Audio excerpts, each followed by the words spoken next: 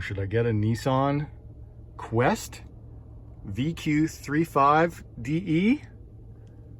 It's got a pretty nice 240 horsepower motor. Let's check it out. 2004 Nissan Quest 3.5 V6. Okay guys, you're gonna think I'm crazy, but this was my number one pick when I said I was gonna look for cars, which was Nissan Quest. This thing is basically a camper in disguise, and it also has a 3.6 VQ, TV screen, AM FM DV aux, DVD player down there. So I'm gonna play around with that, and then flip and fold seats. They flip up though, they don't actually flip totally out of the way. I kind of flip it out of the way like that to get in and out. It's kind of an interesting color. Is it red? Is it pink? Is it maroon? I don't know, but it's the limited edition.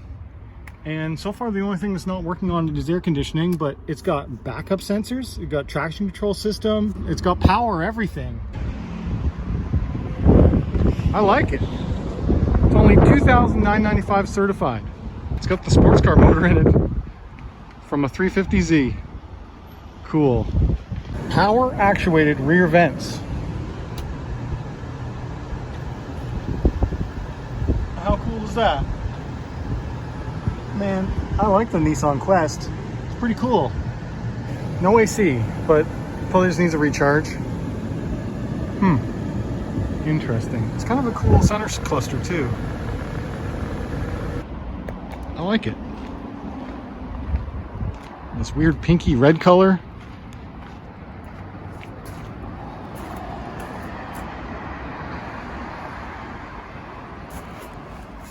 Already checked it all out.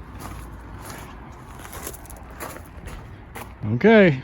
This color is called Autumn Metallic Red 3.5 SL, which means it's got all the tech package. It's got the 3.5 VQ V6, but it has the 4-speed manual transmission. Third time coming back to look at this Nissan Quest, because I really do like everything about how it works on the inside, but I'm worried about the mechanicals. So I've learned quite a few things about these, in that this is also the very first year of this generation. And so it's probably the worst one I could choose, but it's also the only one I found that's in this decent of shape at this money. The ECU, the car's computer, is right under here, and all the water pours in under the computer control module, so this is all rotting. And there's some other stuff going on with the computer transmission that's a problem. I have disconnected the battery, I've tested the computer system. I have a lot of ECU problems, which is the engine computer unit problems. As well as I have a transmission control unit problem as well.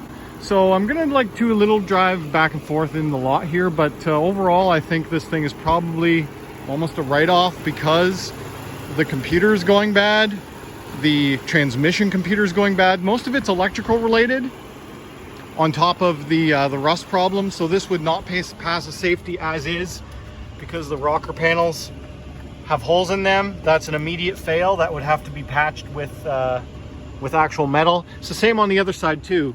It's weird that that's the only spot that it happened, because this is a galvanized body vehicle, so all the normal rust spots look pretty good. It's actually in very clean condition. I like it a lot. It's too bad because it's got some nice features, like the power liftgate, power doors. It's the first minivan, I believe, that was made that all the seats fold flat into the floor. So if you can see this up here, that's as flat as it goes, but it essentially creates a flat loading floor all the way back. So this one folds into this bin where all the mats are. So it's got a lot of usable space inside. It's a Quirky van, it's got double doors, it's large for a minivan, it would be great to camp out of. It has cool tech, it's got decent stuff like a DVD screen, air con in the ceiling, just nice usable features. But yeah,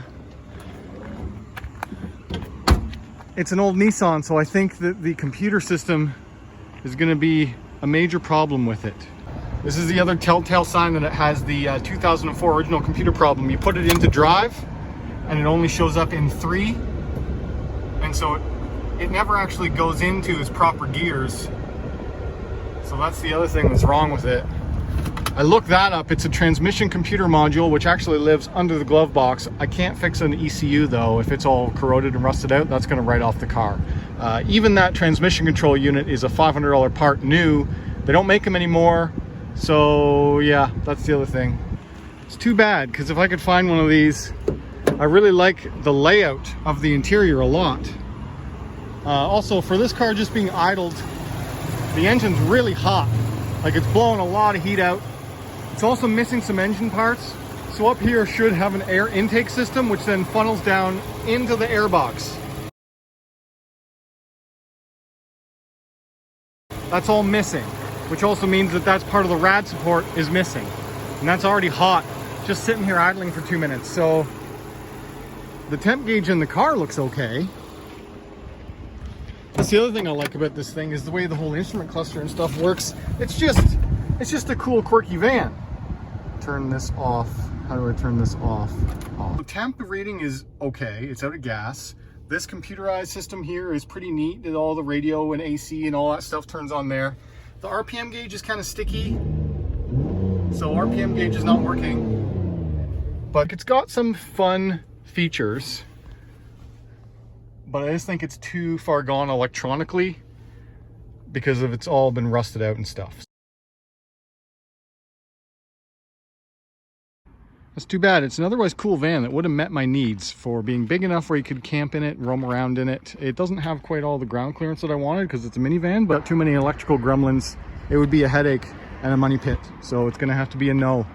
So as much as I like this Quest minivan, I don't think it's gonna be the one for me just because it has so many electrical gremlins. Even though I could get this for $2,000 certified, it's gonna be a headache. Every time I scanned it, I have been using my Carly connected car to scan the OBD2 codes out of the computer, and it's a different code every time, telling me that it has an ECU problem. So it's not able to communicate properly with the engine computer unit. Nope, that's gonna be a big problem right there. All right, guys, if you enjoyed this video, hit that like button. If you're new on here, subscribe. If you want to talk to me, leave a comment down below. As always, thanks for watching.